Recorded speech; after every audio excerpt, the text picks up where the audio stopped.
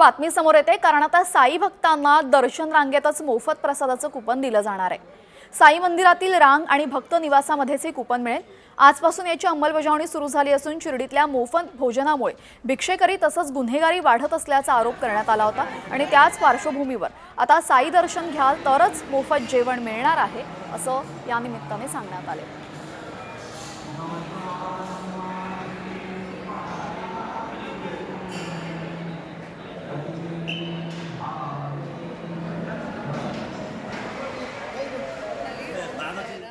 मी चेंबूरवरनं आलेली आहे। मी दरवर्षी इकडे येते। फारच छान वाटतं शिर्डीमध्ये येऊन। खूप पॉझिटिव्ह वाइब्स मिळतात आपल्याला। मी इकडे आले, आता दर्शन झाल्या इकडे कूपन दिलं आम्हाला आणि मग मी अचानक सरप्राईज झाली की हे कूपन कसलं आहे। तेव्हा विचारण्यात आल्यावर मला कळालं की हे डायरेक्ट प्रसादाचं तिकीट आहे। तुम्हाला तिथे जाऊन डायरेक्ट प्रसाद तुम्ही खाऊ शकता साईबाबांचा।